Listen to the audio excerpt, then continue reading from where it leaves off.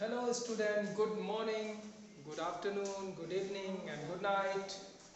Myself Dr. Omkar Saswat और मैं आप लोगों को 11th की केमिस्ट्री का chapter some basic concepts of chemistry यानी रसायन की मूल अवधारणाएं इसके बारे में थोड़ा बहुत बताने चल रहा हूँ। थोड़ा बहुत आपको इसके बारे में पढ़ाऊँगा। अब हम इसके बारे में थोड़ी सी स्टडी करते हैं और एक एक चीज़ के बारे में थोड़ा थोड़ा जानने की कोशिश करते हैं। केमिस्ट्री का बेसिक कॉन्सेप्ट बहुत बड़ा है। अगर हम कवर करना चाहें भी तो भी इसको ऑल ओवर क्लास यानी पूरे कक्षा 11 के सिलेबस में हम पूरी केमिस्ट्री का बेसिक कॉन्सेप्ट कवर अप नहीं कर सकते हैं, लेकिन जो कुछ इम्पॉर्टेंट कॉन्सेप्ट हैं हम उनके बारे में पढ़ेंगे और उनके बारे में जानेंगे। तो सबसे पहले आप लोग 11th में आए हैं, आप लोगों ने बोर्ड एग्ज़ाम्स पास किए हैं अपने, उसके लिए बहुत बहुत कॉन्ग्रेचुलेशंस आपको। और उम्मीद कर रहा हूँ कि इस लॉकडाउन में आप लोग घर पे बैठ के अच्छी स्टडी कर रहे होंगे। तो हम बात करते हैं अपने सबसे पहले साइंस की। सब लोग जानते हैं साइंस क्या है।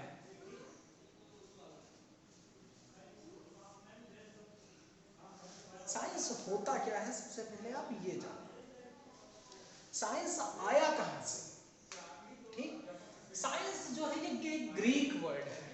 कौन सा वर्ड है? एक ग्रीक वर्ड है। और ग्रीक वर्ड में साइंस जो है वो लिया है साइंटिया शब्द से। Greek word scientia, SCIENTIA। Science शब्द जो है वो ग्रीक वर्ड साइंटिया शब्द से मिलकर बना हुआ है, जिसका अर्थ क्या होता है? जिसका अर्थ होता है नॉलेज।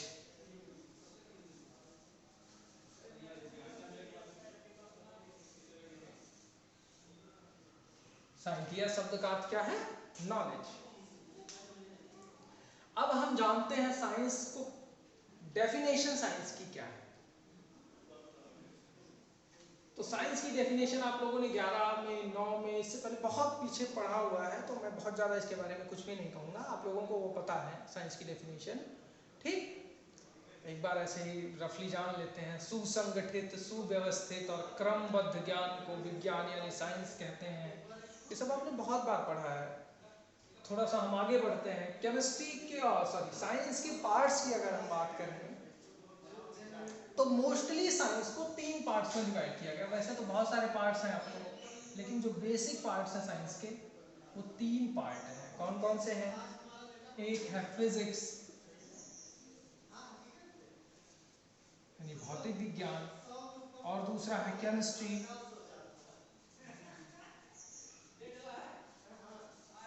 और तीसरा है बायोलॉजी। ठीक, हमें फिजिक्स और बायोलॉजी से कम ही मतलब है। हम अपने केमिस्ट्री के बारे में जानते हैं कि केमिस्ट्री क्या है, केमिस्ट्री को शुरू कहाँ से हुई, केमिस्ट्री को पढ़ाना शुरू किया किसने। चलिए,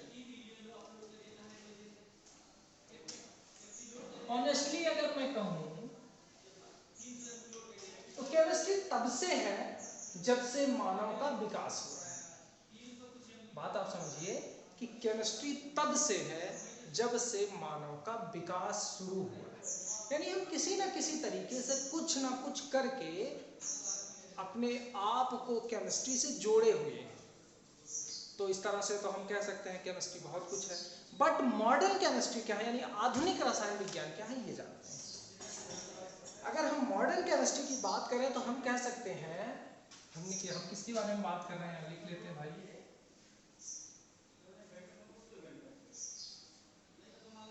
मॉडर्न केमिस्ट्री की अगर हम बात करें तो हम कह सकते हैं कि विज्ञान की वह शाखा जिसके अंतर्गत किसी पदार्थ की संरचना, संगठन एवं गुण धर्मों का अध्ययन किया जाता है। किसका? संरचना और संगठन, गुण धर्म एवं प्रकृति का अध्ययन किया जाता है। वो कौन सा विज्ञान कहलाता है? केमिस्ट्री यानी रसायन विज्ञान कहलाता है। ठीक, अब हम लोग जानते हैं कि हर चीज किसी न किसी के द्वारा शुरू हुई होगी, तो वो कौन है? फादर ऑफ केमिस्ट्री जो है, मॉडर्न केमिस्ट्री जो है, वो फादर ऑफ मॉडर्न केमिस्ट्री कहा जाता है एंटोनी लेवोसियर। किसको कहा जाता है? ए लेवोसियर।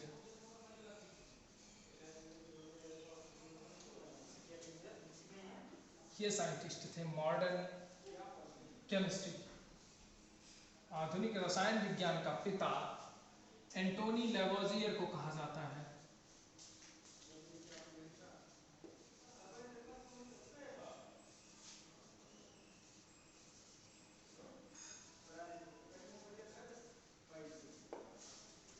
ठीक, फादर ऑफ मॉडर्न केमिस्ट्री। तो हमने केमिस्ट्री के बारे में जाना। केमिस्ट्री के बारे में जानने के बाद अब हम आते हैं अपने मूल चीज द्रव्य पर, यानी मैटर। ये सबसे बेसिक कॉन्सेप्ट है, आप लोग ये सब पढ़ चुके हैं, बट एक बार हम रिकैप करते चल रहे हैं सारा कुछ। हम सबसे पहले बात करते हैं मैटर की। मैटर हिंदी में इसको क्या हम बोलते हैं? इसको बोलते हैं हम द्रव्य। आप लोगों ने बहुत पढ़ा होगा द्रव्य के बारे में। द्रव्य कहते हैं किसे हैं, द्रव्य होता क्या है, इसके बारे में जानते हैं द्रव्य क्या होता है। तो द्रव्य के बारे में अगर हम कहें तो हम कह सकते हैं कि इस संपूर्ण यूनिवर्स में, संपूर्ण ब्रह्मांड में जितनी भी चीजें, जितनी भी वस्तुएं स्थान घेरती हैं, वो द्रव्य कहते हैं। एक बेसिक्स था, आइडेंटिफिकेशन है ये, एक बेसिक सी जानकारी है इसके बारे में कि those materials whose occupy the place that are called matter, यानी वह पदार्थ जो स्थान घेरते हैं वह द्रव्य कहलाते हैं। और द्रव्य की 3 अवस्थाएं आप लोगों ने पढ़ा होगा। अब तो 5 अवस्थाएं हो गई हैं, वो भी आप पढ़ेंगे आगे, बट मूलतः 3 अवस्थाएं बताई गई। कौन कौन सी? ठोस, द्रव, गैस, ये 3 अवस्थाएं बताई गई हैं। आप भविष्य में प्लाज्मा के बारे में पढ़ेंगे, और भी जो नई स्टडीज आ रही हैं उनके बारे में पढ़ेंगे, तो हमें एक एक के बारे में जानना है।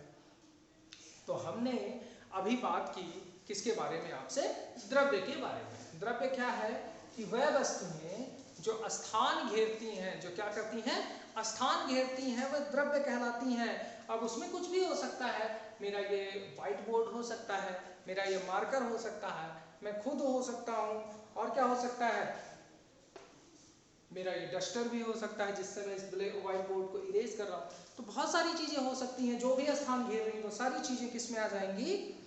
मैटर यानी द्रव्य में आ जाएंगी। गुड। अब हम एक और चीज की बात करते हैं, जैसे जितने भी चीजें होती हैं इस वर्ल्ड में, इस केमिस्ट्री के फील्ड में या इस फिजिक्स या साइंस की फील्ड में जितनी भी चीजें होती हैं, खासकर फिजिकल चीजें, अगर किसी भी वस्तु के हमें फिजिकल प्रॉपर्टीज को जानना है, भौतिक गुणों को जानना है, किनके बारे में? भौतिक गुणों को जानना है, तो उसके लिए हमें मेजरमेंट यानी मापन की आवश्यकता होती है। किसकी आवश्यकता होती है? मेजरमेंट।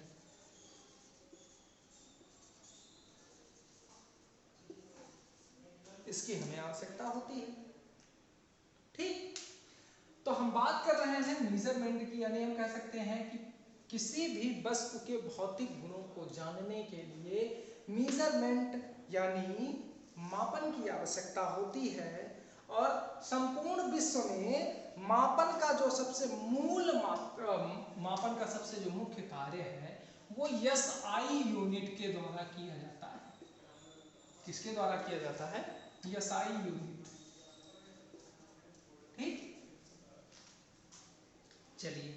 और इंडिया में जो भारत है, भारत में SI यूनिट्स की देख रेख का काम, यानी इंडिया में मतलब पूरे वर्ल्ड में जितने भी काम होते हैं उनका कोई ना कोई तो देख रेख करता होगा, किसी न किसी की गाइडलाइन में ये सारे काम होते होंगे।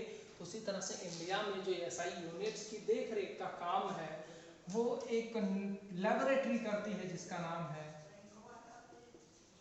National physical laboratory.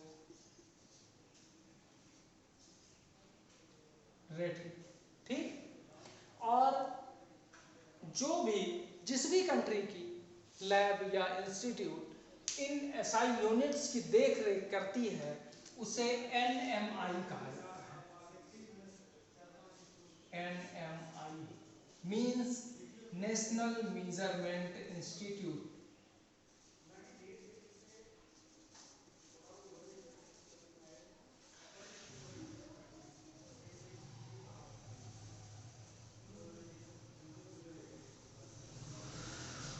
उसे क्या कहा जाता है? नेशनल मेजरमेंट इंस्टीट्यूट, यानी राष्ट्रीय मापन संस्थान।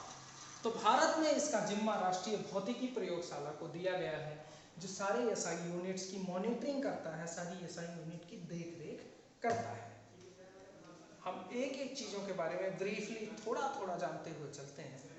अब हम बात करते हैं क्लासिफिकेशंस ऑफ मैटर की, यानी जो मैटर यानी द्रव्य होते हैं उनको कितने पार्ट्स में डिवाइड किया जा सकता है। ठीक,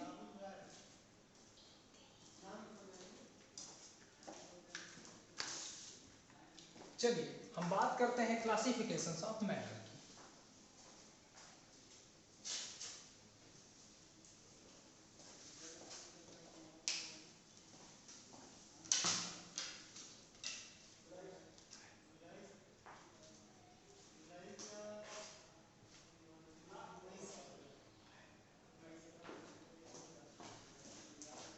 हाँ, हम बात करते हैं क्लासिफिकेशंस ऑफ मैटर, यानी क्या चीज?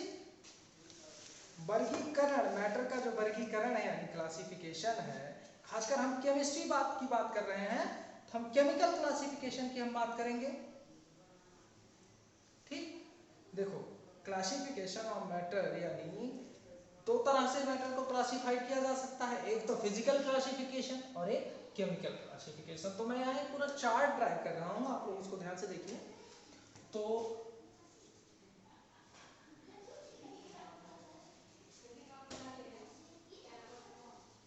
क्लासिफिकेशन ऑफ मैटर, इसको टू पार्ट में बांट सकते हैं हम। एक तो है फिजिकल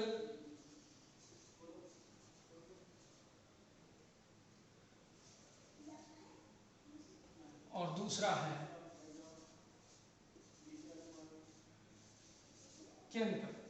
फिजिकल को मोस्टली तीन पार्ट्स में बांटा गया है, वो कौन कौन से हैं तीनों पार्ट? एक तो हो गया आपका सॉलिड, और दूसरा लिक्विड, और थर्ड वन कौन सा है? गैस। पर हम तो केमिस्ट्री वाले हैं, हमें जरूरत किसकी है? हमें केमिकल क्लासिफिकेशन की जरूरत है। तो केमिकल क्लासिफिकेशन में मैटर को टू पार्ट्स में डिवाइड कर सकते हैं, दो भागों में हम बांट सकते हैं। और वो दोनों भाग कौन कौन से हैं? एक तो है प्योर, ठीक, सॉरी, एक है मिक्सचर और एक प्योर सब्सटेंस।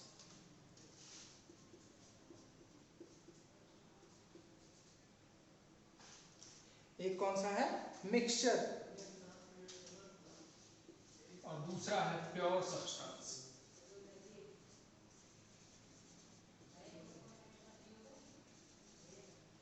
ठीक, अब प्योर सब्सटेंसेस जो हैं उनको कितने पार्ट्स में बांटा गया है और मिक्सचर को कितने पार्ट्स में बांटा गया है, ये हम देखते हैं यहाँ पर।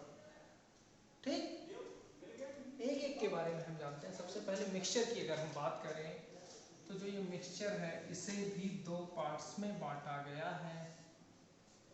मिक्सचर को कितने पार्ट्स में बांटा गया है? दो पार्ट्स में बांटा गया है, और दोनों पार्ट्स कौन कौन से हैं? एक होता है होमोजीनस और दूसरा होता है हेट्रोजीनस। एक कौन सा है?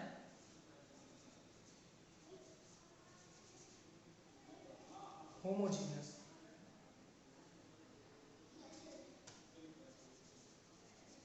और दूसरा कौन सा है?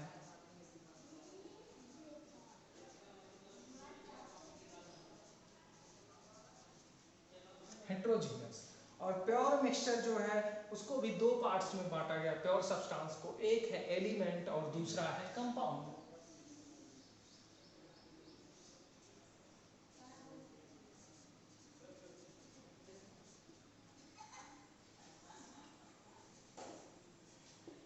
और दूसरा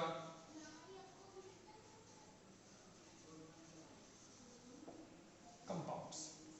बात क्लियर हो रही है? अब हम एक एक के बारे में जानते हैं। मिक्सचर के बारे में जानते हैं। मिक्सचर होता क्या है?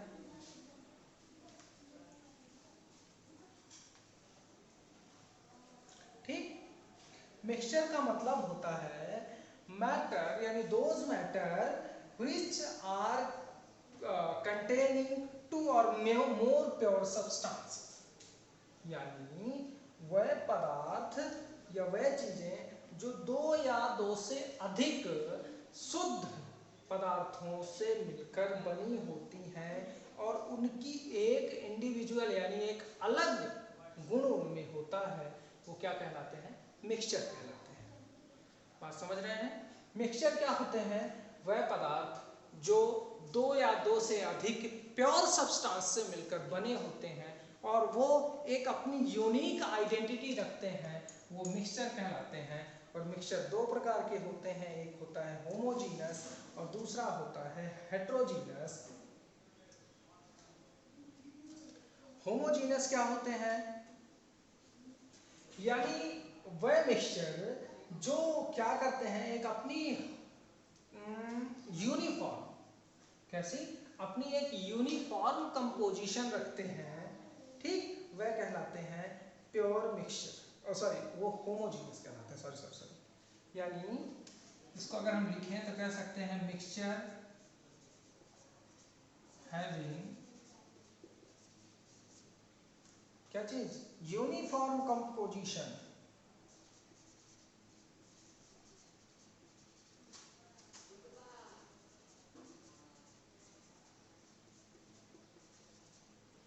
and property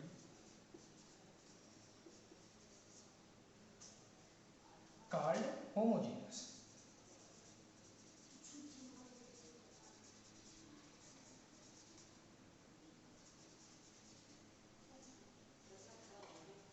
ठीक, यानी वह मिक्सचर जो क्या करते हैं, अपनी एक यूनिक कंपोजिशन यानी एक यूनिक संरचना रखते हैं और एक यूनिक गुण रखते हैं, वो क्या कहलाते हैं? होमोजीनियस मिक्सचर कहलाते हैं। इसको हम दूसरे वर्ड्स में सॉल्यूशन भी कह सकते हैं। क्या कह सकते हैं? सॉल्यूशन। तो ये डेफिनेशन हमारी सॉल्यूशन की भी हो सकती है। और दूसरा,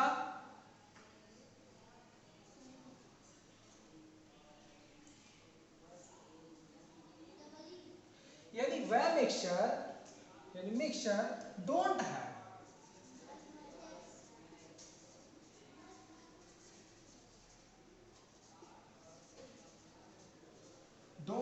यूनिफॉर्म कंपोजिशन एंड प्रॉपर्टी।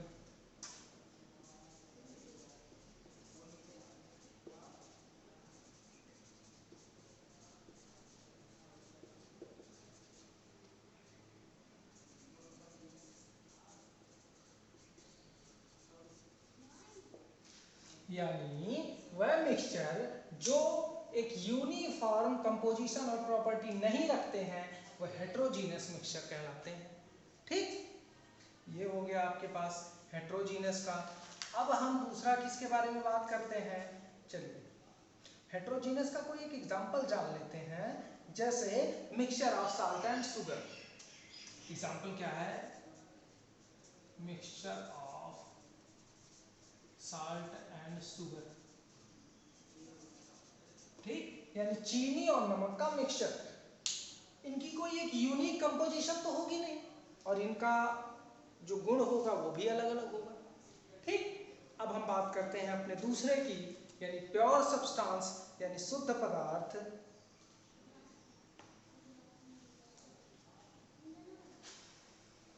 यानी वह पदार्थ जो अपनी एक यूनिक केमिकल संरचना यानी रासायनिक संरचना रखते हैं, वो प्योर सब्सटेंसेस कहलाते हैं। वह पदार्थ जो अपनी एक यूनिक रासायनिक संरचना रखते हैं, वह प्योर सब्सटेंस यानी शुद्ध पदार्थ कहलाते हैं। और इन्हें दो पार्ट्स में डिवाइड किया गया है, दो भागों में बांटा गया है। और दोनों भाग कौन कौन से हैं? एक है एलिमेंट और दूसरा है कंपाउंड। अगर हम अब बात करें एलिमेंट की, तो एलिमेंट किसे कहते हैं? यानी वह पदार्थ जो एक ही, यानी वह मैटर, ऐसे मैटर जिनमें एक ही पदार्थ के पार्टिकल पाए जाते हैं, फिर से सुनिए कि वह मैटर यानी वह द्रव्य जिनमें एक ही प्रकार के पार्टिकल पाए जाते हैं वो एलिमेंट कहलाते हैं। बात क्लियर? यानी वह मैटर्स जिनमें एक ही प्रकार के एक ही प्रकार के पार्टिकल यानी कण पाए जाते हैं वह एलिमेंट कहलाते हैं। क्या कहलाते हैं? वह एलिमेंट कहलाते हैं। बात स्पष्ट हुई। Next one is compound. Compound के बारे में भी हम लगे हाथ जान लेते हैं कि जब दो या दो से अधिक एलिमेंट अपने वेट के अनुसार कुछ फिक्स्ड रेशियो में, कुछ निश्चित अनुपात में एक दूसरे से जुड़ते हैं तो क्या बनाते हैं? वह कंपाउंड का निर्माण करते हैं। एक बार हम फिर से इसको पढ़ लेते हैं, एक बार फिर से जान लेते हैं कि जब दो या दो से अधिक एलिमेंट, कौन से दो या दो से अधिक एलिमेंट एक दूसरे से निश्चित अनुपात में मिलते हैं तो वह कंपाउंड यानी किसका? कंपाउंड्स का निर्माण करते हैं। आज के लिए बस इतना ही। अगली क्लास में, अगली वीडियो में मैं फिर आपसे मिलूंगा। तब तक के लिए गुड नाइट, गुड बाय। और आप लोग पढ़ते रहें, मेहनत करते रहें।